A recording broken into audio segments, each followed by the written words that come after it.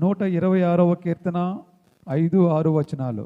కన్నీళ్లు విడిచుచు విత్తువారు సంతోషగానంతో పంట కోసెదరు.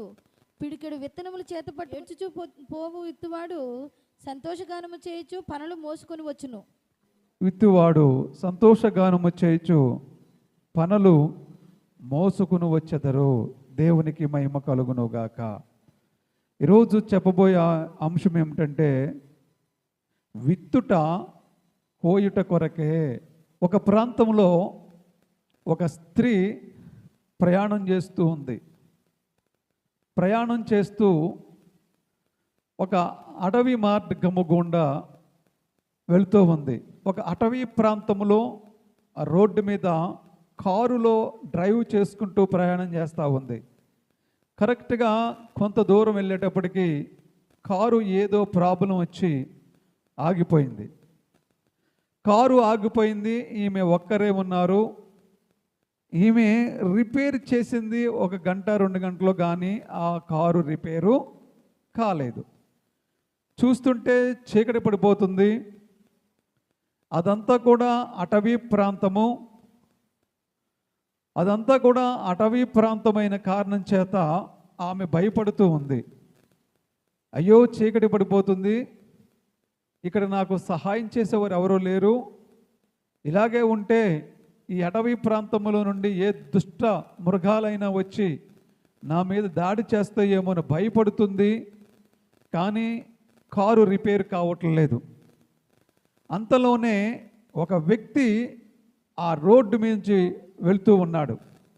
వెళ్తూ ఉన్నప్పుడు ఆ వ్యక్తిని ఈమె ఆపింది. ఆపి, సార్, నా కారు ట్రబుల్ ఇచ్చింది, కొంచెం హెల్ప్ చేస్తారా అని అడిగింది. అతను తప్పకుండా హెల్ప్ చేస్తాను అన్నాడు. అతను ఆగి ఆ కారుని తనకు తెలిసినటువంటి మెకానిజంను బట్టి, తనకు వచ్చినటువంటి ఆ యొక్క వర్క్ను బట్టి చేయవలసిందల్లా చేశాడు. దేవుని మహాకృప వల్ల ఆ కారు రిపేర్ పూర్తయి స్టార్ట్ అయ్యింది. దేవునికి స్తోత్రం కలుగునుగాక. స్టార్ట్ అయినప్పుడు ఆ స్త్రీ చాలా సంతోషపడింది. అమ్మయ్య, నేను ఈ అటవీ ప్రాంతంను దాటి త్వరగా ఊరికి వెళ్ళిపోవచ్చు, ఇక ఏ భయము లేదనుకుని తన ప్రాణము ఎంతగానో భయపడి ఉన్న ప్రాణం కాబట్టి, ఎంతో భయపడింది కాబట్టి ఇప్పుడు ప్రాణము ఎంతో తేలికయ్యి, ఎంతో హాయి అయ్యి, ఇంత సహాయం చేసిన వ్యక్తికి నేను ఊరికినే పంపకూడదు అనుకుని తన దగ్గర కొంత అమౌంట్ తీసి అతని చేతిలోకి పెట్టబోయింది. ఆ వ్యక్తి అన్నాడు, నో మేడం, మీరు ఇక్కడ ఒక స్త్రీ అయ్యుండి మీరు అటవీ ప్రాంతంలో ఇబ్బంది పడుతున్నారు కాబట్టి నా వాల్యుబుల్ టైంని నేను ఇక్కడ స్పెండ్ చేసి మీకు సహాయం చేసేనే తప్ప మీ దగ్గర నేను ఏదో ఆశించి నేను ఈ వర్క్ చేయలేదు, నాకు వద్దు అన్నాడు. కానీ ఆమె కొంచెం బలవంతం చేసి బ్రతిమలాడి, అయ్యో మీరు తీసుకోవాలి తప్పకుండా అని గట్టిగా అడిగితే, లేదు మేడం, నేను దయార్థ హృదయంతో నేను మీకు సహాయం చేసేనే తప్ప నాకు 1 రూపాయి కూడా వద్దు అని చెప్పి అక్కడి నుంచి వెళ్ళిపోయాడు. ఈ స్త్రీ చాలా ఆశ్చర్యం కలిగింది. స్త్రీకి ఈ రోజుల్లో కూడా ఇలాంటి వ్యక్తులు ఉన్నారా?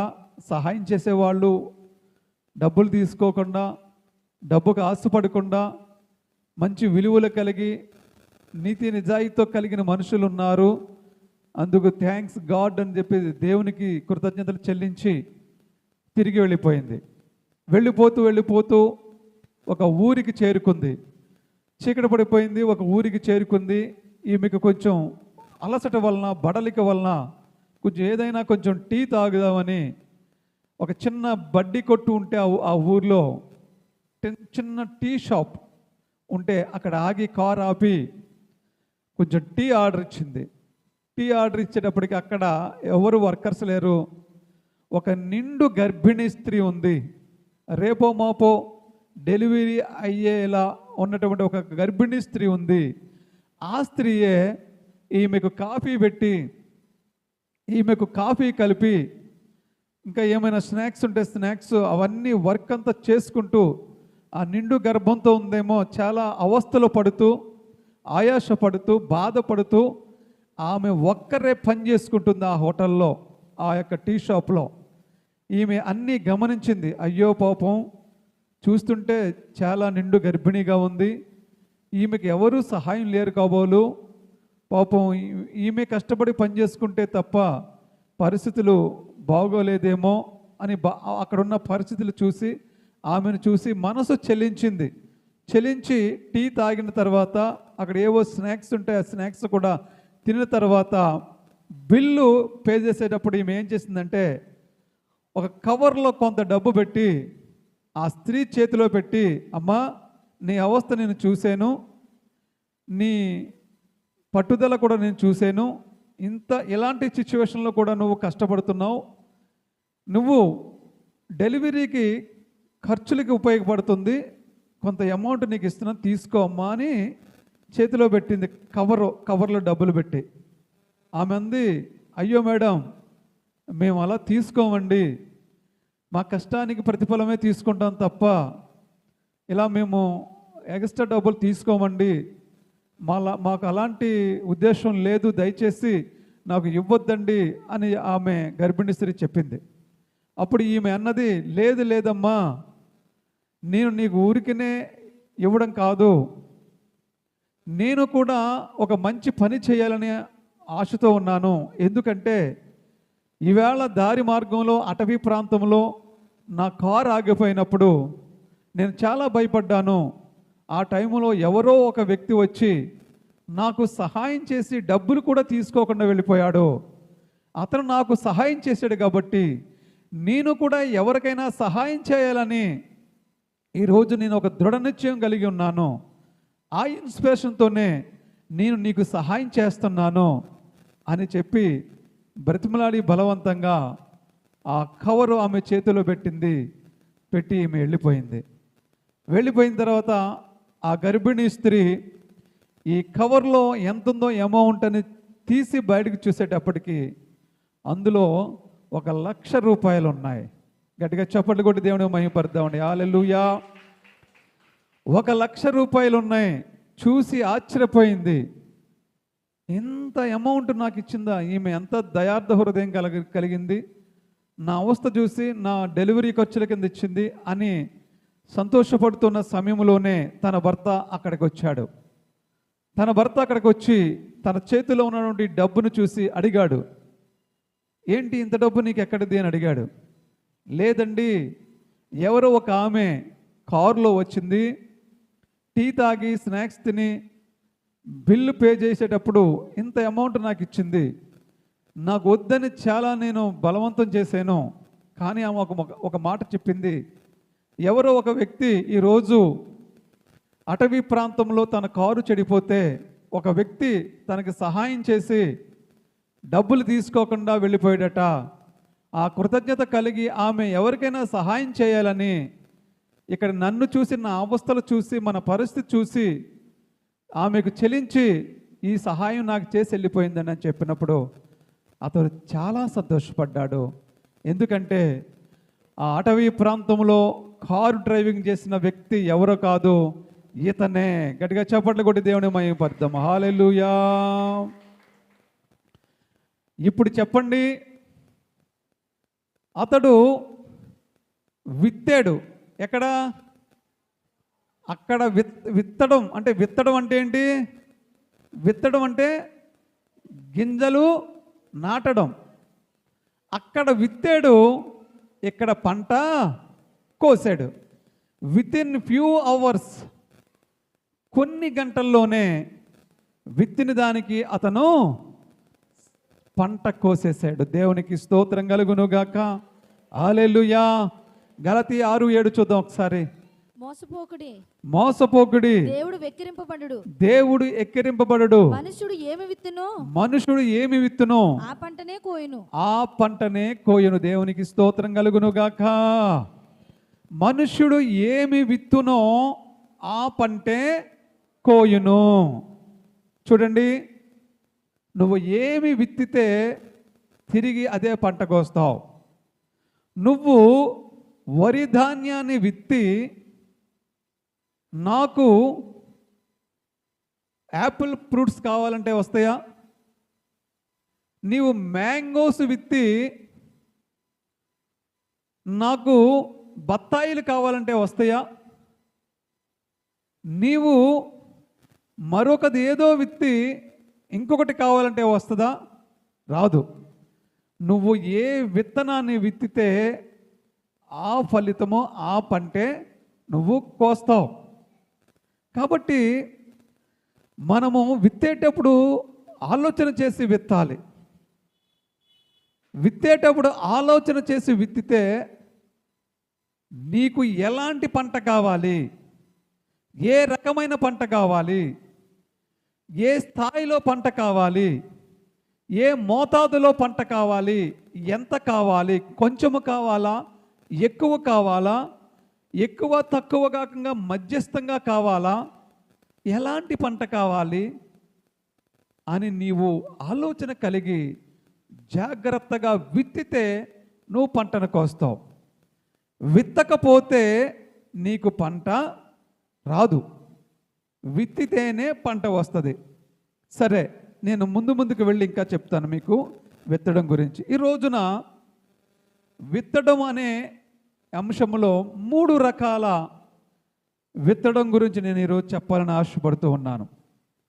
ఒకటి కలిమిలో విత్తడం. చెప్పండి అందరూ కూడా, ఏమిటి? ఒకటి కలిమిలో విత్తడం. కలిమిలో అంటే ఏంటి? కలిమి అంటే ఐశ్వర్యం, మనము కలిగి ఉండడం, సమృద్ధి, సంపన్న స్థితి, ఘనమైన స్థితి. ఎక్కువగా మనకి సమృద్ధి ఉన్నప్పుడు కలిమి అంటారు, మనకి అన్నీ ఉన్నప్పుడు కలిమి అంటారు. అలా అన్నీ ఉన్నప్పుడు విత్తడం అంటే కలిమిలో విత్తడం ఒకటి అంశం. రెండవది కరువులో విత్తడం. ఏంటి? కరువులో విత్తడం.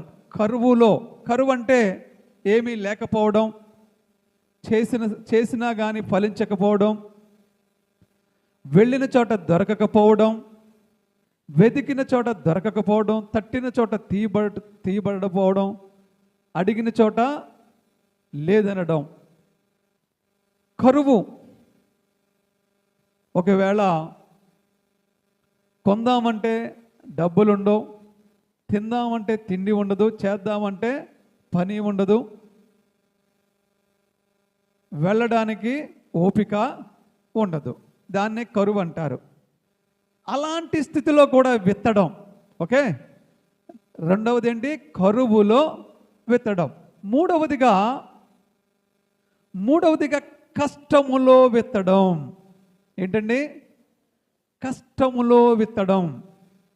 కష్టములో విత్తడం అంటే నీ పరిస్థితి అగమ్యగోచరంగా ఉన్నప్పుడు, నువ్వు కష్టపడుతున్నా కానీ కష్టార్జితానికి ఫలితం లేనప్పుడు, నీ కష్టము సిల్లు సంచిలో పోసినటువంటి డబ్బులుగా మారినప్పుడు, నీ కష్టానికి ఫలితం లేనప్పుడు, నువ్వు చాలా ఇబ్బందుల్లో ఉన్నప్పుడు కూడా విత్తడం. అర్థమవుతుందా? ఒకటి కలిమిలో విత్తడం, 2 కరువులో విత్తడం, 3 కష్టములో విత్తడం. ఇందులో విత్తడం కామన్. విత్తడం అనేది కామన్. అంటే బాగా సంపన్న స్థితిలో ఉన్న వాళ్ళు విత్తారు, అసలు ఏమీ లేని వాళ్ళు కూడా విత్తారు, అయోమయ పరిస్థితుల్లో కష్టపడుతున్నా కానీ కష్టార్జితం లేని వాళ్ళు కూడా విత్తారు. ఇక్కడ కామన్ పాయింట్ ఏంటి? విత్తడం అంటే గింజలు నాటడం. దేవునికి స్తోత్రం కలుగును గాక. ఇప్పుడు 3 కూడా కాలే. కలిమి, కరువు, కష్టం. 3 కా. ఈరోజు మన సబ్జెక్ట్ అదే. ఓకేనా?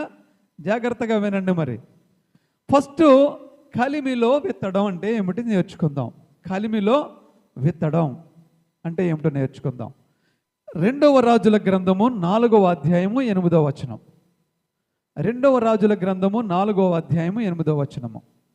ఒక దినమందు ఎలీషా షూనేము పట్టణమునకు పోగా అతడు గనురాలైన ఒక స్త్రీ భోజనమునకు రమ్మని అతను బలవంతము చేసెను.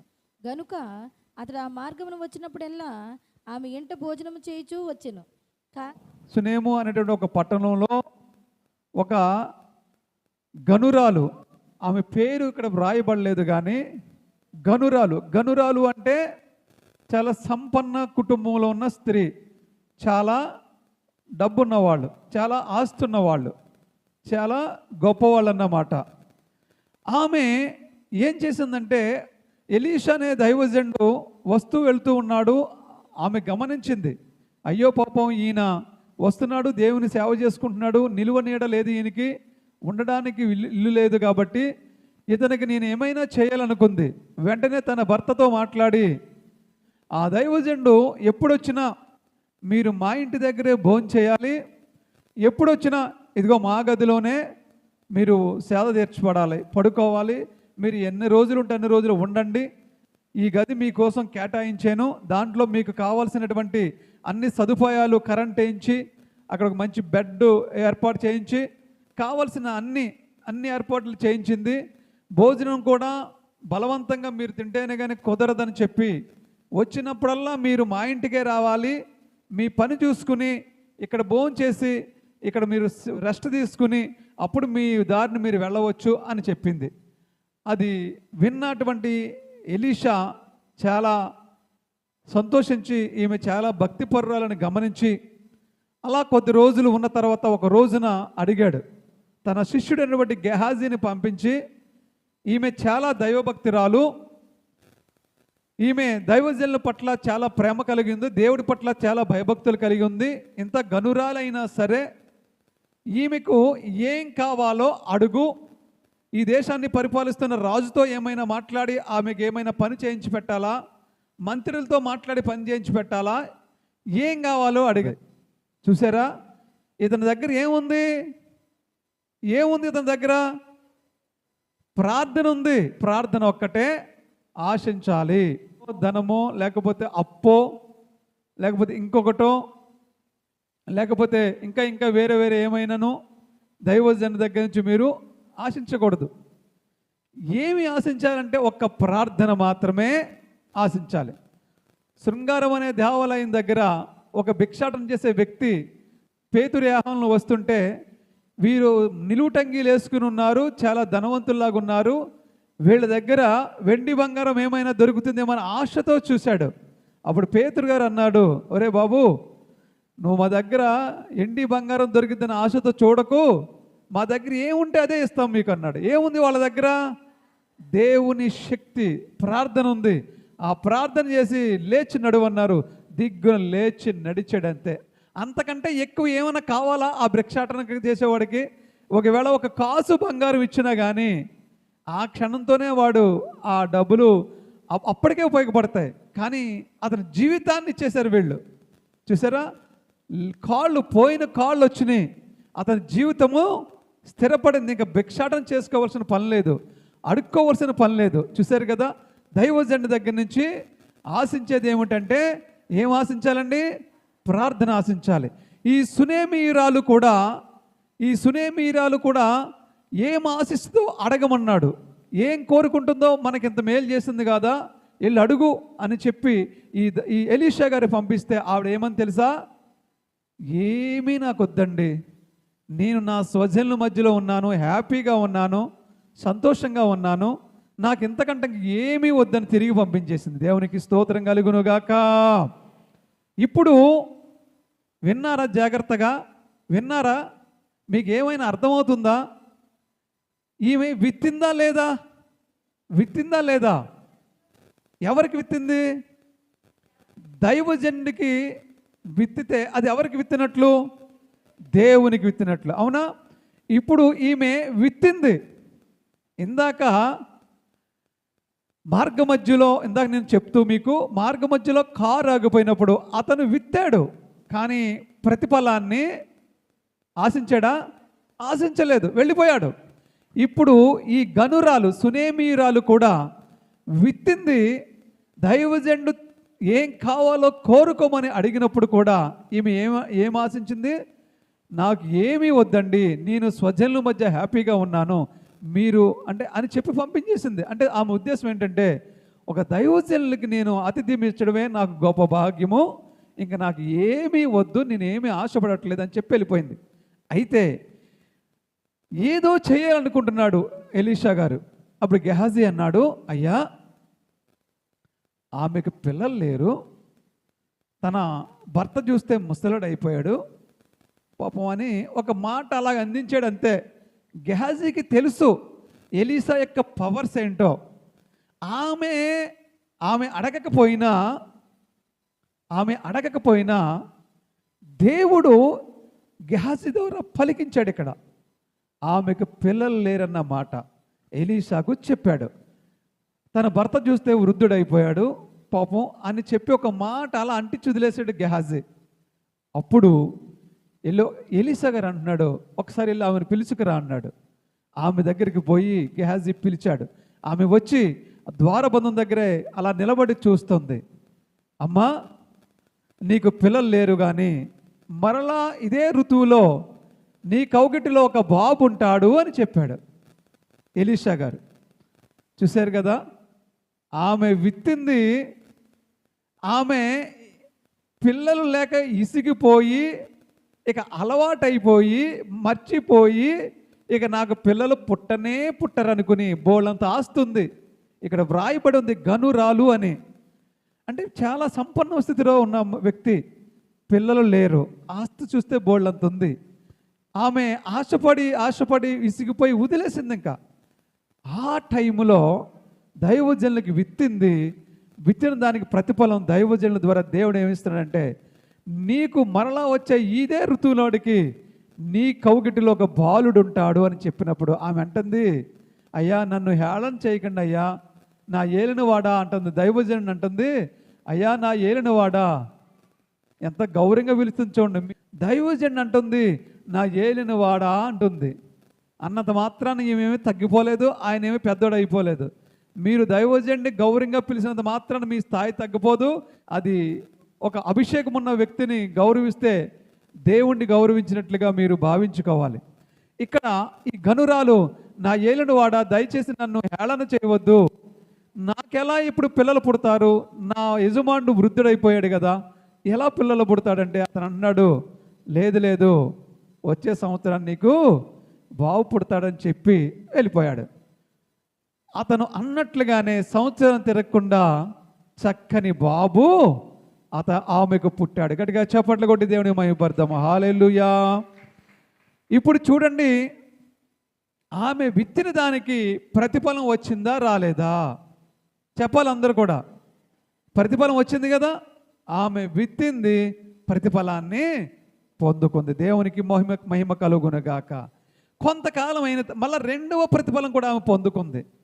కొన్ని సంవత్సరాలు అయిన తర్వాత ఒక రోజున పొలంలో, వీళ్ళకి బోళ్ళంత పొలం ఉంది కదా, పొలంలో పని చేయిస్తుంది, మనుషులందరినీ పెట్టుకుని పని చేయిస్తుంటే అదే సమయంలో ఈ కుమారుడు కూడా పొలానికి వెళ్ళాడు. ఏదో ఒక భయంకరమైనటువంటి బలహీనత తనకు వచ్చి చనిపోయాడు. ఈ పిల్లవాడు బలహీనత తనకు వచ్చి చనిపోయాడు. చనిపోతే వెంటనే ఈమెకి ఎవరు గుర్తొచ్చారు తెలుసా? ఎవరు గుర్తొచ్చారు తెలుసా? తన భర్త కూడా గుర్తు రాలేదు, డాక్టర్ గారు గుర్తు రాలేదు, మందులు గుర్తు రాలేదు. ఈ చనిపోయిన బిడ్డను తీసుకెళ్ళి ఇంట్లో పెట్టేసి తలుపు తాళం వేసేసి తన పనివాడిని పిలిచి బండి కట్టించుకుని కర్మేలు పర్వతానికి స్పీడ్గా పోనే, నేను ఆపకమనే వరకు ఆపొద్దు, నువ్వు ఎక్కడ మాట్లాడలేదు. కర్మేలు పర్వతం పోతుంటే కర్మేలు పర్వతం మీద ఉన్నటువంటి ఎలీషా చూసి, ఏంటి ఆవిడ అంత స్పీడ్గా వస్తుంది, క్షేమంగా ఉన్నారో లేదో కనుక్కో వెళ్ళి అని గెహాజీని పంపిస్తే, గెహాజీ అమ్మ క్షేమంగా ఉన్నారా బాబు, నువ్వు బాగున్నారా అయ్యగారు అని అడిగితే, బాగున్నాం క్షేమంగా ఉన్నామని చెప్తుంది తప్ప ఏదో ఏడ్చో కళ్ళంట నీళ్ళు ఎట్టుకునో లేకపోతే నా బిడ్డ చచ్చిపోయాడనో ఆ గెహాజీతో చెప్పలేదు. తిన్నగా కర్మేలు పర్వతం ఎక్కేసింది, కాళ్ళ మీద పడిపోయింది. ఎలీషా కాళ్ళ మీద పడిపోయి, అయ్యా నేను బిడ్డలు నిమ్మని మిమ్మల్ని అడగలేదు, కానీ నాకు ఆశ, మీరే ఆశ పెట్టారు, మీరే నాకు బిడ్డనిచ్చారు, ఇప్పుడు నా బిడ్డ చనిపోయాడు, మీరే బ్రతికించాలని కాళ్ళ మీద పడిపోయి ఏడు చేస్తూ, ఎందుకంటే ఆశ ఉదురుకుంది కానీ ఇప్పుడు ఆశ కలిగింది, మళ్ళా బిడ్డ ఎప్పుడైతే పుట్టాడో ఆశ కలిగింది. ఆశ కలిగి వెళ్ళి ఎలీషా కాళ్ళ మీద పడిపోయి, అయ్యా నా బిడ్డను బ్రతికించండి అంటే, అప్పుడు ఎలీషా ఏమన్నాడో తెలుసా? వెంటనే గెహాజీని పిలిచి ఒక దండం ఇచ్చి, ఈ దండం పట్టుకెళ్ళి ఆ బాలుడు ముఖం మీద పెట్టు, లేచి నిలబడతాడు.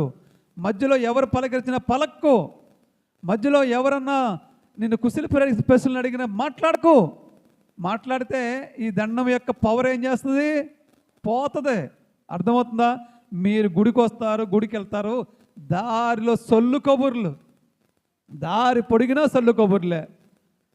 మీరు ఇంకా మీ భక్తిలో ఫలితాన్ని ఇంటికేం తీసుకెళ్తారు?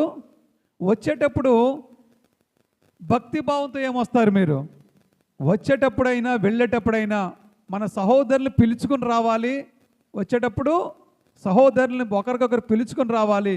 వెళ్ళేటప్పుడు ఈ ఆశీర్వాదం తీసుకుని డైరెక్ట్గా ఇంటికి వెళ్ళిపోవాలి. అక్కడికి ఇంటికి, వీళ్ళింటికి, వాళ్ళింటికి, అక్కడ సోది, ఇక్కడ సోది, ఇలా సోది చెప్పుకుంటే మీ బ్రతుకులు కూడా సోదిగానే మిగిలిపోతే తప్ప ఆశీర్వాదంగా మాత్రము మిగలవు. ఎప్పుడు కూడా అటు ఇటు ఇటు అటు తిరగకూడదు. మనం స్ట్రైట్గా ఎక్కడికి వచ్చామో మళ్ళీ స్ట్రైట్గా అక్కడికి వెళ్ళిపోవాలి. ఈ సునేమీరాలు ఏం చేసిందంటే, అయ్యా మీరే రావాలని ఆమె కాళ్ళ మీద పడిపోయింది. ఆయన కాళ్ళ మీద పడిపోతే అప్పుడు ఆయన పరుగు పరుగున వెళ్ళి ఆ ఇంట్లో చనిపోయినటువంటి కుమారుని తీసుకుని అతని మీద పడుకుని, అలా 2 సార్లు పడుకుని, కళ్ళల మీద కళ్ళు, నోటి దగ్గర నోరు, చేతుల్లో చేతులు, కాళ్ళలో కాళ్ళు పెట్టినప్పుడు వెట్ట పుట్టి అలా 2 సార్లు చేసినప్పుడు ఆ విధంగా ఆ బిడ్డ 7 సార్లు తుమ్మి లేచి కూర్చున్నాడు. దేవునికి స్తోత్రం కలుగును గాక. హల్లెలూయా. అంటే ఎలీషాలో ఉన్నటువంటి పవరు ఆ బిడ్డను బ్రతికించింది. దేవుని యొక్క శక్తి ఆ బిడ్డను బ్రతికించింది. ఆ బిడ్డను తీసుకొని వచ్చి ఆమె తల్లికి అప్పగించాడు. ఇప్పుడు చెప్పండి, ఆమె విత్తిన దానికి ఎలాంటి ప్రతిఫలం కోసుకుంది? పంట కోసుకుంది. విత్తమని ఎవరైనా చెప్పారా ఆమెకు? ఎవరు చెప్పలేదు. ఆమెకు మనసు కలిగింది, విత్తింది.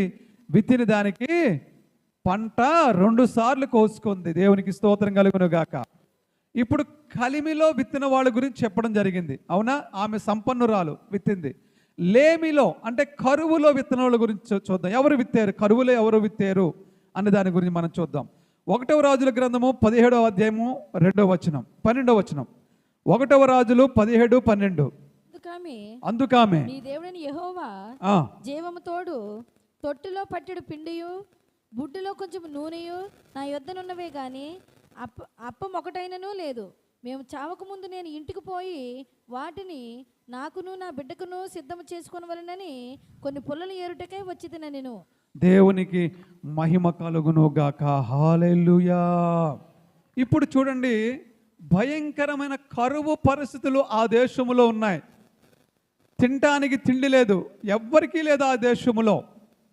ఏ ఒక్కరికి తిందామంటే తిండి లేదు, చేద్దామంటే పని లేదు, కొనుక్కొనడానికి డబ్బులు ఉన్నాయి కానీ సరుకులు లేవు. పరిస్థితులు ఎలా ఉన్నాయంటే తిండి లేక చనిపోతున్నారు జనం, అక్కడ ఆహారం లేక చనిపోతున్నారు జనము. అలాంటి టైంలో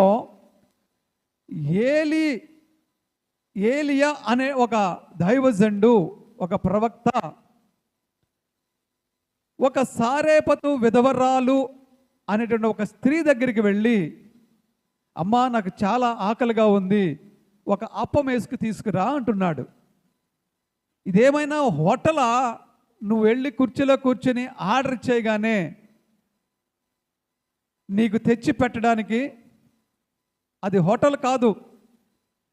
పోనీ యథావిధి పరిస్థితులు ఏమైనా ఉన్నాయా? అమ్మ నాకు ఆకలిగా ఉంది, కొంచెం ఆహారం పెట్టంటే పెట్టడానికి? అలాంటి పరిస్థితులు కూడా లేవు. అక్కడున్న పరిస్థితి ఎలాగుందంటే, వాళ్ళ దగ్గర ఉన్నది కొంచెం పిండే ఉంది, కొంచెం నూనె ఉంది. అవి 2 అప్పాలు మాత్రమే అవుతాయి. ఒకటి తనకి, ఒకటి తన కుమారుడికి. తనకు భర్త లేడు, విధవరాలామె. ఆ 2 తినేస్తే ఇక సాయంత్రానికి వాళ్ళకి భోజనానికి ఇక లేదు. పోని పక్కింటికి వెళ్ళి ఎరువు అడిగి తెచ్చుకుందామంటే పక్కింటిలో కూడా లేదు. పోని పొరిగింటికి వెళ్ళి అప్పటికి తెచ్చుకుందామంటే పొరిగింట్లో కూడా లేదు. పోనీ ఈ దేశాన్ని పరిపాలిస్తున్న రాజు దగ్గరికి వెళ్ళి తెచ్చుకుందామంటే అక్కడ కూడా అగమ్య గోచరంగానే ఉంది. ఎక్కడ సరుకులు లేవు, ఎక్కడ ఆహార గింజలు లేవు, ఇక తినటానికి ఆహారమే లేదు. అప్పటికి అది 3.5 సంవత్సరాల వరకు కూడా కరువు కాటకాలతో కాలిపోయింది ఆ దేశం. అలాంటి పరిస్థితులు ఉన్న సందర్భంలో ఈ ఏలియా గారు వెళ్ళి అంటున్నాడు, అమ్మా ఒక అప్పం వేసి తీసుకురా వెళ్ళి అంటున్నాడు. అప్పుడు ఆమంటుంది, చాలు చల్లవయ్యా, చచ్చిలా మీ ఉంటే నువ్వు వచ్చావు అదలవో అన్నదా. వినండి జాగ్రత్తగా, మీరు అలాంటి స్వభావమే కలిగి ఉంటే బాగుపడతారని చెప్తున్నాను ఈ మాట నేను. ఒక దైవజండు వచ్చి అప్పమ్మ అడిగితే ఆతల బాగలేదు. ఏం చేసిందో తెలుసా? పరిస్థితి చచ్చిపోయే స్థితిలో ఉన్నప్పుడు పరిస్థితిలో కూడా ఆమె ఏమంటుంది, అయ్యా మా దగ్గర 2 అప్పాలు అవడానికి కొంచెము మాత్రమే ఉంది, ఎందుకంటే మాకు ఇంకా ఆహారం దొరకదు, ఈ పూటకే ఉంది, ఇదిగో పుల్లలు ఏరుకుంటాకి వచ్చాను నేను, ఈ 2 అప్పాలు వేసుకుని నా కుమ్మాడికి నాకు మాత్రమే ఉంది, ఇక లేదయ్యా అని అని తగ్గింపు స్వభావంతో ప్రేమతో చెప్తుంది. అప్పుడు అతను అంటున్నాడు, లేదు లేదు, నీవు భయపడద్దు, నేను చెప్పినట్టు చెయ్యి, నువ్వు రోజు కరువు లేకుండా శుభ్రంగా నువ్వు ఆహారం తింటావు, నేను చెప్పినట్టు చేస్తే నీకు ఏ కరువు ఉండదు, వెళ్ళి అప్పం వేసుకురా అంటున్నాడు. చూసారా అండి, ఉన్నదే 2 అయితే 1 ఈయనకి ఇచ్చేస్తే ఈ 1 ఇక కుమారుడికి ఇచ్చేస్తే ఈమె పరిస్థితి ఏంటి? ఇంకా ఈమెడు చనిపోవలసిందే కదా. దైవజనుడు చెప్పినట్లు చేస్తే తర్వాత వస్తుందో రాదో ఏమిటి నమ్మకం ఏంటి, గ్యారంటీ ఏంటి? ఎలాంటి పరిస్థితిలో ఉందామే? భయంకరమైనటువంటి కరువు, అంటే ఆమెకి లేదు తినడానికి. తిందామని నోటికాడ పెట్టుకునేటప్పటికి వచ్చాడు ఈయన. ఆ నోటికాడ పెట్టుకుంది అలా కింద పెట్టేసి గబగబా పట్టుకెళ్ళి ఆయనకి ఇచ్చింది. ఈమె ఆకలి కడుపుతో కాల్చుకుని కడుపు కాల్చుకుని అలాగే ఉండిపోయింది. ఎప్పుడైతే ఈమె ఇచ్చిందా విత్తిందా? చెప్పాలమ్మ, ఇచ్చిందా విత్తిందా? విత్తనం వేసింది, అక్కడ విత్తింది. ఎప్పుడైతే దైవజనుడికి ఇచ్చిందో ఆటోమేటిక్గా మరలా పిండి యథావిధిగా అంతే వచ్చేసింది, బుడ్డిలో నూనె మందిలి అంతే వచ్చేసింది. చూసారా, వెంటనే స్పాట్లో పంటగా వస్తుంది. అక్కడ చూసింది, మరలా పిండి అంతే ఉంది, మరలా నూనె అంతే ఉంది, మళ్ళా వేసింది, కుమారుడికి పెట్టింది, మళ్ళా అంతే ఉంది, మళ్ళీ తినుతుంది, మళ్ళా ఇంకా అన్ని రోజు రోజు రోజు రోజు ఇక ఆ కరువు పోయేంత వరకు 3.5 సంవత్సరాల కరువు పోయేంత వరకు కూడా ఆ తొట్టెలే పిండి అవ్వలేదు, ఆ బుడ్డిలో నూనె కూడా అవ్వలేదు. చూశారు కదండి, ఎంత అద్భుతమో చూశారు కదా. ఈమె 1 అప్పాన్ని విత్తింది, ఎంత పంట కోసిందండి? 3.5 సంవత్సరాల కరువు లేకుండా ఆహారాన్ని దేవుడు పంటగా ఇచ్చాడు. చూశారు కదా, విత్తడంలో ఉన్న మాధుర్యం చూశారు కదా, విత్తడంలో ఉన్న ఆశీర్వాదం చూశారు కదా. ఎలాంటి పరిస్థితిలో ఇత్తిందామే? భయంకరమైన కరువులో విత్తింది. ఈ రోజున మన దగ్గర ఉండి కూడా ఎత్తలేకపోతూ ఉన్నాం, అన్నీ ఉండి కూడా మనం ఎత్తలేకపోతూ ఉన్నాం.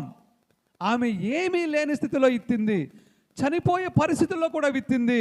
కానీ దేవుడు అద్భుతంగా ఆమెకు ఏ కరువు లేకుండా చేసేసాడు. ఆ దేశమంతా కరువు ఉందేమో కానీ ఈమె ఇంట్లో మాత్రం కరువా లేదు. ఇంకొక 2వసారి కూడా ఆమె అద్భుతాన్ని చూసింది. ఎలా అంటే, ఈమెకున్న కుమారుడు కూడా అలాగే ఒక రోగం వచ్చి చనిపోతాడు. చనిపోతే అప్పుడు ఈమె కూడా ఏలియా గారి దగ్గరికి వెళితే ఆ ఏలియా గారే ఇతన్ని మళ్ళా బ్రతికించి యెహోవా దేవుడికి ప్రార్థన చేసినప్పుడు ఈ కుమారుడు బ్రతుకుతాడు. ఆ కుమారుడిని తీసుకొచ్చి తన తల్లికి అప్పగిస్తాడు. దేవునికి స్తోత్రం కలుగును గాక. చూశారు కదండి, ఈమె ఇత్తింది 2 ఆశీర్వాదాలు, 2 పంటలు కోసింది. ఆమె కూడా విత్తింది, సంతాన భాగ్యాన్ని పొందుకుంది, ఇచ్చిన సంతానాన్ని బ్రతికించుకోగలిగింది. దేవునికి మహిమ కలుగును గాక. ఇప్పటికి మీకు 2 సందర్భాల గురించి చెప్పాను. ఏంటి? 1 కలిమిలో విత్తడం, 2 కరువులో విత్తడం, 3 ఏంటి? కష్టములో విత్తడం. అంటే కష్టంలో కూడా విత్తడం అంటే ఏంటో చెప్తాను మీకు. యోహాను సువార్త 21వ అధ్యాయము 4వ వచనం. సూర్యోదయం అవుతుండగా యేసు ధరిని నిలిచెను. యేసు ధరిని నిలిచెను. అయితే ఆయన యేసు అని శిష్యులు గుర్తుపట్టలేదు. యేసు అని గుర్తుపట్టలేదు. యేసు పిల్లలారా భోజనమునకు మీ యొద్ద ఏమైనా ఉన్నదా అని వారిని అడగగా, యేసు పిల్లలారా భోజనమునకు మీ యొద్ద ఏమైనా ఉన్నదా అని అడగగా, లేదని వారు ఆయనతో చెప్పారు. లేదని వారు ఆయనతో చెప్పారు. చాలమ్మ, దేవునికి మహిమ కలుగును గాక. ఇది చాలా జాగ్రత్తగా వినండి, శ్రద్ధగా వినండి. మీరు వినటం అలక్ష్యం చేస్తే అర్థం అవ్వదు, మధ్యలో కొంత డిలేట్ అయిపోద్ది, ఏం జరిగిందో మీకు తెలియదు. యేసు ప్రభువుని సిలువ వేసిన తర్వాత, సమాధి చేసిన తర్వాత, ఆయన తిరిగి పునరుద్ధానం పొందిన తర్వాత, ఇప్పుడు ఇక్కడ శిష్యులకి ఎలాగుందంటే పరిస్థితి, పేతురు గారు ఇంకా ఆయనతో పాటు కొంతమంది శిష్యులు ఉన్నారు కదా, వాళ్ళ పరిస్థితి ఎలాగుందంటే, ఇప్పుడు యేసయ్య లేడు వాళ్ళ దగ్గర. ఇంతకుముందు యేసయ్య కూడా ఉండేవారు, దేవుని సేవ చేసుకుంటూ ఆహారం ఆయన ఇచ్చే పోషింపబడుతూ ఉండేవారు. ఆయన ఇచ్చే ఆహారం తీసుకుని పోషింపబడుతూ ఉండేవారు. ఇప్పుడు చేయడానికి పని లేదు. ఇప్పుడు చేయడానికి పని లేదు, తిందామంటే ఆహారం లేదు. యేసు ప్రభు ఏమో వాళ్ళ దగ్గర లేడు. మరి ఏం చేయాలి? పెద్దవాడు పేతురు గారు అంటున్నాడు, ఊరు ఇంకేం చేస్తాంరా, మనకు వచ్చిన పని ఉంది కదా, ఆ పని చేసుకుందాం అన్నాడు. ఏంటి ఆయన పని? ఏంటి? చేపలు పట్టడం. చేపలు జాలరు ఆయన పేతురు గారు. నాకు ఆ వృత్తి ఉంది కదా, నడండి ఇంక మనం మళ్ళా సముద్రంలోకి వెళ్ళిపోయి మన వృత్తి ఏదైతే ఉందో ఆ చేపలు పట్టుకుందాం అని చెప్పేసి వెళ్ళిపోతుంటే వెనకాల శిష్యులు అన్నారు, అన్న నువ్వు వెళ్ళిపోతే పెద్దవాడు, మేము ఇక్కడ ఉండి ఏం చేస్తాం, యేసు ప్రభు ఇక్కడ లేడు కదా, నీతో పాటే మేము వచ్చేస్తాం చేపల వేటకి, మమ్మల్ని కూడా తీసుకుపో అన్నారు. సరే, వెళ్ళిపోయే సముద్రంలో చేపలు పడుతున్నారు. నైట్ టైం చేపలు పడుతున్నారు. రాత్రంతా చేపలు పట్టారు. తెల్లవారిపోయింది కానీ ఒక్క చేప కూడా వాళ్ళకి పడలేదు. రాత్రంతా కష్టపడ్డారు, ఒక్క చేప కూడా పడలేదు సముద్రంలో. సరిగ్గా తెల్లవారేటప్పటికి ఒడ్డున ఇలా చూసేటప్పటికి యేసు ప్రభు ఒడ్డున నిలుచున్నాడు.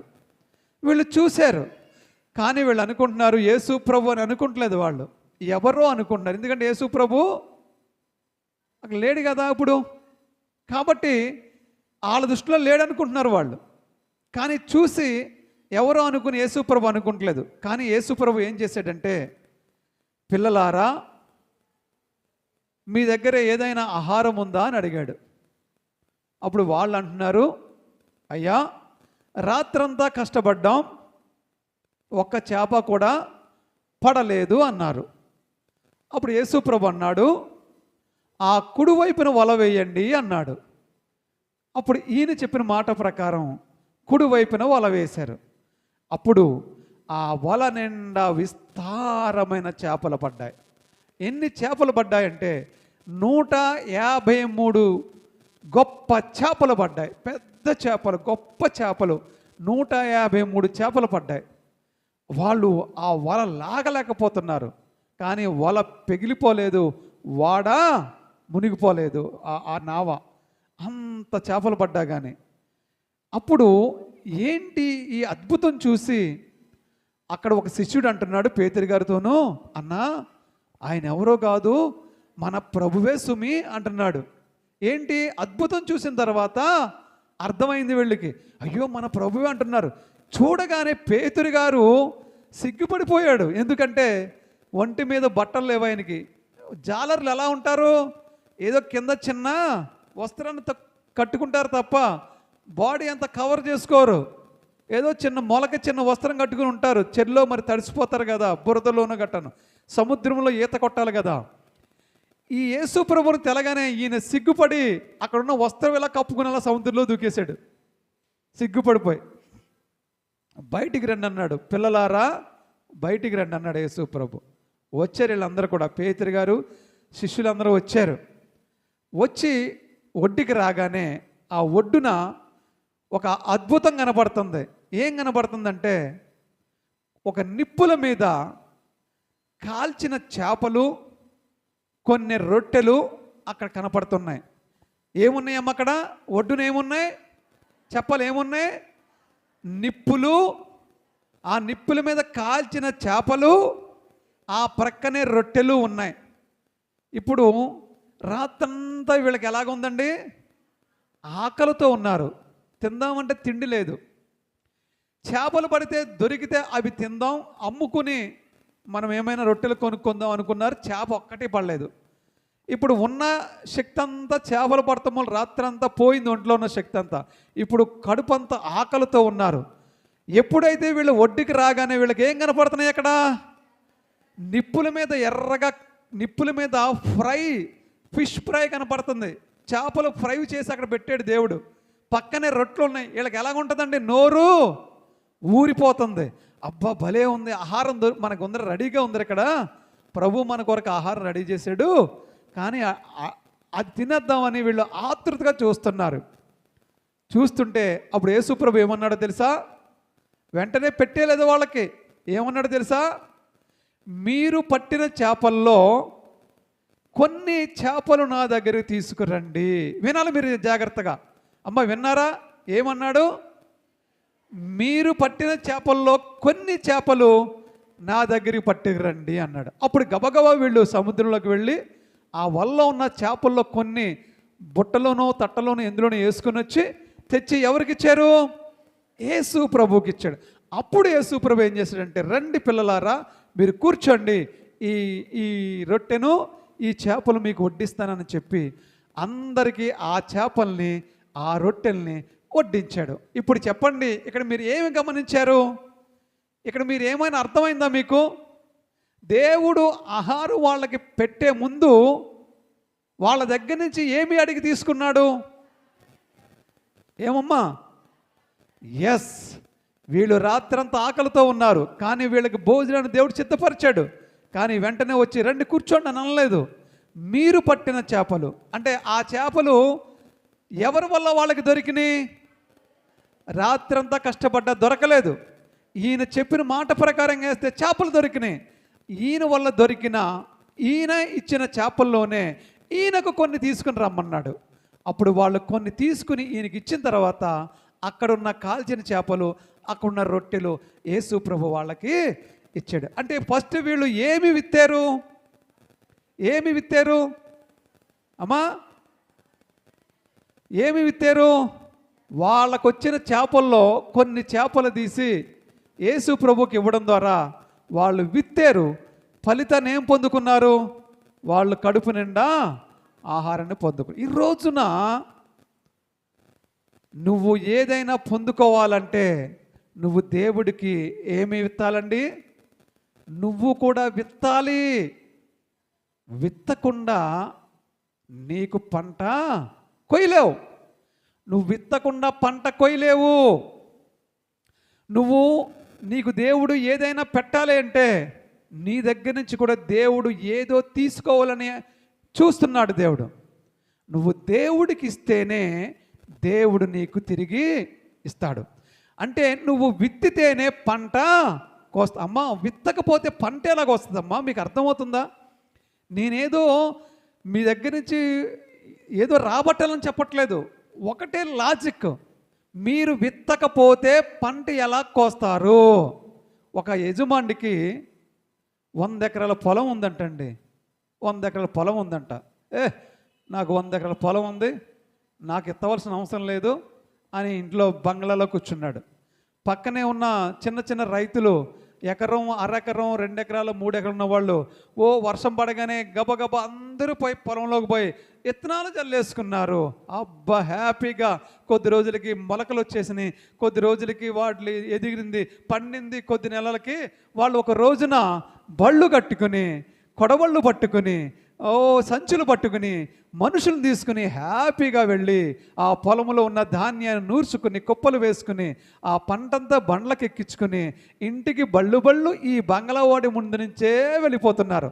చూశాడు వీడు, అయ్యో ఏంటి వీళ్ళు బండ్ల నిండా పంట వెళ్ళిపోతుంది, నాకు కూడా కావాలని బండి కట్టించుకుని కొడవలు వేసుకుని సంచులు వేసేసుకుని తన పొలంలోకి వెళ్ళిపోయాడు 100 ఎకరాల్లోకి. ఏముంది అక్కడ?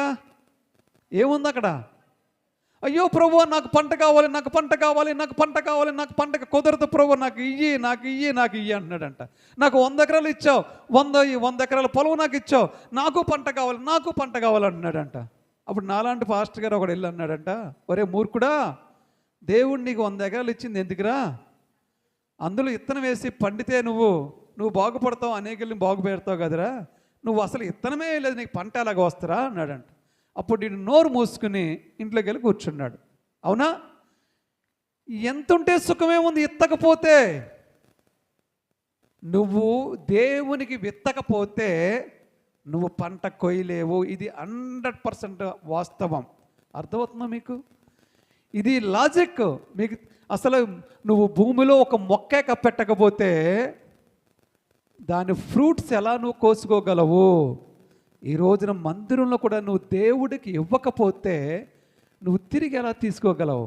ఇది లాజిక్, అందరూ డౌట్ లేదు. కాబట్టి మీరు విత్తాలి. అలా విత్తినప్పుడు కొన్ని ప్రాబ్లమ్స్ వస్తాయి, రాకుండా ఉండవు. మీరు దశంభాగం తీస్తున్నప్పుడు కొన్ని ప్రాబ్లమ్స్ వస్తాయి. మీరు దేవుడికి కృతజ్ఞత కానుకలు ఇచ్చినప్పుడు కొన్ని ప్రాబ్లమ్స్ వస్తాయి. ఇప్పుడు పొలములో విత్తనాలు విత్తిన తర్వాత కొన్ని సందర్భంలో ఆ విత్తనాలు పాడైపోయి మొలవు. అప్పుడు మళ్ళీ ఏం చేయాలి? తను మళ్ళీ జల్లాలి. కొన్ని సందర్భాల్లో జల్లిన తర్వాత కూడా మొలకలు వచ్చిన తర్వాత వర్షాలు లేకో వాతావరణం బాగోకో ఆ పంట ఏమైపోద్ది? ఎండిపోద్ది. అప్పుడు మళ్ళా చేయాలి. మళ్ళా చేసినా కానీ పంట ఏపుగా వచ్చింది, నీరు నువ్వు పెడుతున్న వర్షం పడలేదు, అయినప్పటికీ కాలువ నీరో చెరువు నీరో బోర్లో నీరో పెడుతున్నావు, పెట్టిన తర్వాత పంట ఏపుగా వచ్చింది. కానీ ఆ పంట నిండా పసర పురుగులో లేకపోతే ఏదో వేరే పురుగో పట్టేసేసి ఆ పంటని పాడు చేస్తున్నాయి. అప్పుడు రైతు ఏం చేస్తాడు? మంచి ఎరువులో లేకపోతే పురుగు మందో తెచ్చి దాన్ని కొట్టి ఆ పసర పురుగు లేకపోతే వేరే చీడనంతా తొలగించి తన పంటను కాపాడుకుంటాడు కదా. ఇత్తనం వేసిన తర్వాత పంట కోసేంత వరకు ఎన్నో శ్రమలు వస్తాయి, ఎన్నో కష్టాలు వస్తాయి. ఆ పంటను నాశనం చేయడానికి ఎన్నో కాచుకూర్చుంటాయి. ఈ రైతు ఏం చేస్తాడు? వాటి అన్నిటి నుండి ఆ పంటను కాపాడుకుని ఒక రోజున హ్యాపీగా ఆ పంటను కోసుకుని ఇంటికి తెచ్చుకుని పండగ చేసుకుంటాడు కుటుంబంతో. అవునా కాదా? చేసుకుంటాడు కదా. మధ్యలో ఎన్ని శ్రమలు వచ్చినాయి అని చెప్పండి, ఎన్ని ఆటంకాలు వచ్చినాయి చెప్పండి. మీలో చాలామంది దేవునికి కానుకిస్తేనో లేకపోతే దశమ భాగం ఇస్తేనో కొన్ని సమస్యలు వచ్చినాయని చెప్పి ఆగిపోతూ ఉంటారు. అయ్యో, నేను ఈరోజు కానుక ఇవ్వడం కారణంగా, దశమ భాగం ఇవ్వడం కారణంగా మాకు చాలా నష్టం జరిగింది, మాకు రావాల్సిన డబ్బులు ఆగిపోయినాయి, మాకు వచ్చే ఆదాయం ఆగిపోయింది, మాకు పొలంలో నష్టం జరిగింది, మాకు వచ్చే వాటా ఆగిపోయింది, లేకపోతే నా యజమానికి దెబ్బలు తగిలినాయి, లేకపోతే నాకు అనారోగ్యం వచ్చేసింది, లేకపోతే మా పక్కింటి వారికి మాకు గొడవలు వచ్చేసినాయి, లేకపోతే ఇంకోటి వచ్చేసినాయి, ఇంకోటి వస్తాయి. విత్తనం వేసిన తర్వాత పంట కోసే లోపల చాలా వస్తాయి. నువ్వు కూడా విత్తిన తర్వాత పంట కోసే టైంకి మధ్యలో చాలా వస్తాయి. అంత మాత్రాన నువ్వు సోలిపోయి వెనక్కపోతే పంట ఎలా కొయ్యగలుగుతావు? ఆ పంటని బండ్ల మీద వేసుకుని ఎలా నీ ఇంటికి తీసుకెళ్ళగలుగుతావు? ఈవేళ వేసిన విత్తనాల పక్షులు ఎత్తికిపోయినాయేనో, ఎండ భయంకరంగా కాసి ఆ మొలిసిన మొక్కల్ని ఎండిపోయిందనో, లేకపోతే పసర పురుగు పట్టి చీడ పట్టి ఆ పంటని పాడు చేసిందనో నువ్వు భయపడి వదిలేస్తే నువ్వు పంట ఎలా కోస్తావు? నీకు సమృద్ధి ఎలాగ వస్తుంది? నువ్వు ఇంటికి బళ్ళు నిండా పంట కోసుకుని ఎలా పట్టుకెళ్తావు? అదేవిధంగా దేవుని సన్నిధిలో నువ్వు విత్తినప్పుడు, నువ్వు పంట కోసే ఈ మధ్య క్రమంలో ఎన్నో కష్టాలు వస్తాయి, ఎన్నో ఆటంకాలు వస్తాయి, ఎన్నో ఇబ్బందులు వస్తాయి. అవి కావాలని అపవాది నీకు పెడతాడు. ఎందుకని?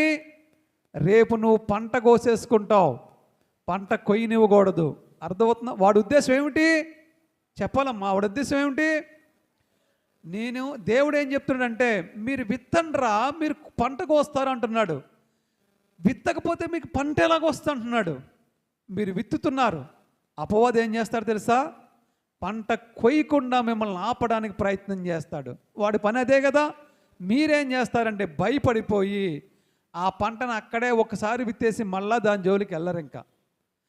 ఇంకొక రెండో అంశం ఏమిటంటే, మీరు ఇక్కడ దేవునికి విత్తితే ఇహలోకంలో మీరు పంట కోస్తారు. రెండవది, పరలోకంలో ధనాన్ని మీరు సమకూర్చుకుంటారు. మీరు పరలోకంలో ధనము సమకూర్చుట అపవాదికి ఇష్టమా? చెప్పాలి. మీరు సాతానికి ఇష్టమా? మీరు పరలోకంలో ధనం కూర్చుకోవడం సాతానికి ఇష్టమా? సాతాను మీరు నరకములో కూర్చుకోవడానికే ఇష్టపడతాడు, కానీ పరలోకంలో ధనం కూర్చుకోవడానికి ఇష్టపడడు. అందుకు కాబట్టే మీరు పరలోకంలో ధనం కూర్చుకోకుండా ఉండాలని దేవుని సన్నిధిలో మిమ్మల్ని విత్తకుండా ఆపేస్తాడు. ఒక రోజున ఒక యవనస్తుడు, ఇది చెప్పి నేను ముగిస్తాను.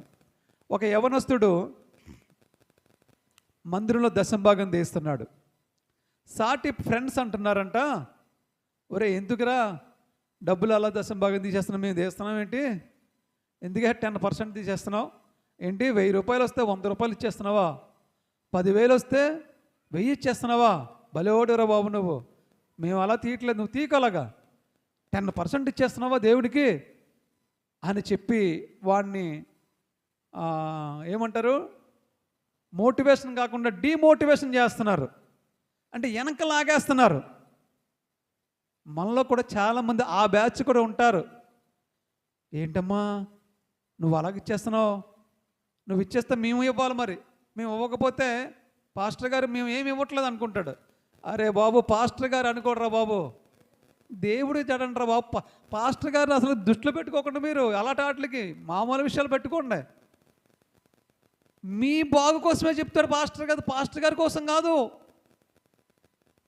అలాంటి వాళ్ళు ఎవరన్నా ఉంటే దయచేసి మారండి. ఆ కుర్రోడిని అలాగే వెనక లాగేస్తుంటే ఆ కుర్రోడు ఒక మాట అన్నాడంట, ఒరే నేను 10% దేవుడికి ఇవ్వడం కాదురా, దేవుడు ఇప్పుడు నాకు 90% ఇస్తున్నాడు రా. ఎందుకో చెప్పనా, నేను దేవుళ్ళలోకి రాకమునుపు నేను సంపాదించిన 90% సాతాను గాడికి పట్టిపోయేవాడు, 10% నాకు మిగిలేది. ఎందుకో చెప్పనా, త్రాగుడికి, పేకాట్లకి, జోదాలకి, అమ్మాయిలకి, సినిమాలకి, హాస్పిటల్కి 90 రూపాయలు అలాగే పోయేదిరా నాకు, నా ఇంట్లో 10 రూపాయలే మిగిలేదురా. ఇప్పుడు నేను దేవుణ్ణి నమ్ముకుని దశంభాగం తీస్తాం బట్టాక నేను నా దేవుడికి 10 రూపాయలు ఇస్తున్నాను, దేవుడు నాకు 90 రూపాయలు నా ఇంట్లో మిగిలేలాగా చేస్తున్నాడు అన్నాడు. గట్టిగా చప్పట్లు కొట్టి దేవుని మహిమపడదాం. హల్లెలూయా. ఈరోజున నువ్వు దేవునికి 10 రూపాయలు ఇస్తే దేవుడు నీకు 90 రూపాయలు ఇంట్లో మిగిలేలా చేస్తాడు. నువ్వు దేవుడికి 10 రూపాయలు ఇవ్వడానికి వెనక లాగితే సాతానుగాడు నీ దగ్గర నుంచి 90 రూపాయలు పట్టుకుపోతాడు. దేవునికి స్తోత్రం కలుగునుగాక. కాబట్టి మీరు విత్తండి, విత్తితే ఏం చేస్తారండి, ఏం చేస్తారు, సంతోషగానముతో పంట కోస్తారు. లాస్ట్ మాట చెప్పి నేను ముగిస్తానమ్మా. సంఖ్యాకాండము 18వ అధ్యాయము 21వ వచనము, అలాగే 18వ అధ్యాయము 12వ వచనం కూడా. సంఖ్యాకాండము 18:21. ఇదిగో లేవీయులు చే సేవకు అనగా ప్రత్యక్ష గుడారము యొక్క సేవకు నేను ఇశ్రాయేలీయుల యొక్క దశమ భాగములన్నిటినీ వారికి స్వాస్థ్యముగా ఇచ్చి తిని. చాలమ్మ, దేవునికి స్తోత్రం కలుగును గాక. దశమ భాగాలన్నీ కూడా దేవుడు ఎందుకు ఇచ్చాడంట, మందిరములో సేవ నిమిత్తము లేవీలకు స్వాస్థ్యంగా నేనే ఇచ్చానని ఇక్కడ దేవుడు రిజిస్టర్గా ఇక్కడ ఆధారాలతో చెప్తున్నాడు బైబిల్ గ్రంథంలో. మీరేం చేయాలంటండి, దశమ భాగాలన్నీ కూడా మందిరంలోకి తెచ్చి దైవజనులకి ఇవ్వాలట. ఇది నేను చెప్తున్న మాట కాదు, రికార్డెడ్ బైబిల్ గ్రంథంలో రాసి ఉంచిన మాట. తర్వాత 12వ వచనం కూడా చదువు. వారు యెహోవాకు అర్పించు వారి ప్రథమ ఫలములను. ఒకటి ఏమేమి అర్పించాలో ఒకసారి ఆలకించండి. ప్రథమ ఫలములను అంటే ఫస్ట్ గుంట మీకు వచ్చే ఆదాయంలో ఫస్ట్ ఫలాలు, తర్వాత అనగా అమ్మా నూనెలో ప్రశస్తమైనదంతయు నూనెలో ప్రశస్తమైన అంటే సూపర్ గా ఉన్నది, ఫస్ట్ బాగా మంచిది. అలాగే ద్రాక్షరసములోను అలాగే ధాన్యములోను ప్రశస్తమైనదంతయు దేవుడు ఎవరికి ఇవ్వాలట? తెచ్చేది మందిరములో దైవజనుల దగ్గర తెచ్చి ఇవ్వాలట. అది దేవుని యొక్క నిబంధన అంట. అంటే అప్పుడు వాళ్ళకి నూనె ద్రాక్షరసము ఆదాయం, వాళ్ళకి ఒలివ నూనె, ఒలివ తోటలు ఉండే కాబట్టి ఒలివ నూనె అమ్మేవారు వాళ్ళు. ద్రాక్ష తోటలు ఉండే కాబట్టి ద్రాక్ష తోటలు అమ్ముకునేవారు. ధాన్యం ఉండేది, ధాన్యం అమ్ముకునేవారు వాళ్ళు. అందులో ఫస్ట్ ప్రథమ ఫలాలు తెచ్చి మందిరంలోకి ఇవ్వాలి. అలాగే వచ్చిన ఆదాయంలో దశంభాగం తెచ్చి ఇవ్వాలి. ఈ రెండు చేయాలి. ఇప్పుడు మనకి ఏముంటే అది, అప్పుడు వాళ్ళకి అది ఉంది కాబట్టి అది చేయమన్నాడు. ఇప్పుడు మనకి ఏముంటే అది, మీరు దశంభాగం తెచ్చి ఇక్కడిస్తే ఇచ్చిన దాంట్లో మళ్ళీ నేను కూడా దశంభాగము తీయాలి, నేను తీస్తాను దశంభాగం. అర్థమవుతుందా? కాబట్టి ఇదంతా కూడా ఎందుకు చేయమంటున్నాడంటే మీరు తిరిగి పొందడానికే. మీరు ఇది విత్తకపోతే మీకు పంట రాదు. మీరే అర్థం చేసుకోండి. భూమిలో విత్తనం వేయకపోతే మీరు పంట ఎలా కోస్తారు? లాజిక్ అదే, ఇంకేమీ లేదు. అలాగే దేవుని సన్నిధిలో మీరు విత్తకపోతే తిరిగి ఆశీర్వాదాన్ని మీరు పొందుకోలేరు. ఇందాక చెప్పినట్లుగా నేను శిష్యుల దగ్గర కూడా, శిష్యులకు ఆహారం పెట్టాలంటే దేవుడు ముందుగా వాళ్ళ దగ్గర ఏమడిగాడు? కొన్ని చేపల్లో కొన్ని నా దగ్గర పట్టరన్నాడు. వాళ్ళకి ఇచ్చింది కూడా ఈయనే కదా ఇచ్చాడు వాళ్ళకి. ఆ కుడివైపున చేపలు దొరుకుతాయి అన్నాడు. అలాగే కుడివైపున వేశారు, వాళ్ళకి చేపలు దొరికినాయి. ఈయన ఇచ్చిన చేపల్లోనే ఈయనకు మళ్ళా గిఫ్ట్గా కానుకగా ఇవ్వాలి. అలాగే దేవుడు మనకు ఎన్నో ఇస్తున్నాడు. మనం ఇప్పటి వరకు దేవుని ద్వారా ఎన్నో మేలు పొందుకున్నాం. మనం బ్రతుకుతున్నా, మనం తింటున్నా, మనం త్రాగుతున్నా, మనం అనుభవిస్తున్న ఇల్లులు, పొలాలు, ఆస్తులు, ఐశ్వర్యం, డబ్బు, ధనము, బంగారము, సంతానము, భర్త, భార్య, వాహనాలు, ఇవన్నీ మనకు ఎవరిచ్చారండి? యేసు ప్రభు ఇచ్చాడు. తిరిగి మన దగ్గర నుంచి కొంత ఆయన విత్తమంటున్నాడు ఆయన మందిరంలో. అలా ఎందుకు విత్తమంటున్నాడంటే తిరిగి మళ్ళీ మీరు పంట కొయ్యడానికే విత్తమంటున్నాడు, కానీ మిమ్మల్ని నష్టపోమంటానికి కాదు, మిమ్మల్ని కిందకి లాగేయడానికి కాదు. మీరు మరలా ఆదాయం పొందుకోవడం కోసం, మీరు మళ్ళా విస్తారమైన పంట కోసుకోవడం కోసం ముందుగా విత్తనాలు విత్తండ్రా బాబు. మీరు విత్తనాలే విత్తకపోతే పంట ఎలా కోస్తారా అని దేవుడు అడుగుతున్నాడు. కాబట్టి ఈరోజు నుండి మరి చక్కగా మరి దేవుని సన్నిధిలో మరి విత్తుదాం. విత్తి దేవుని పంటను, దేవుడిచ్చే ఆశీర్వాదం అనే పంటను కోసుకుందాం. దేవుడి మాటలను దీవించి ఆశీర్వదించునుగాక. మహాపరిశుద్ధుడైన తండ్రి, లోక రక్షకుడా యేసుక్రీస్తు ప్రభువా, మహిమోన్నతుడ మీకే స్తుతి స్తోత్రాలు వందనములు చెల్లించి ప్రార్థిస్తూ ఉన్నాను. నువ్వు నిజమైన దేవుడు, బలమైన దేవుడు.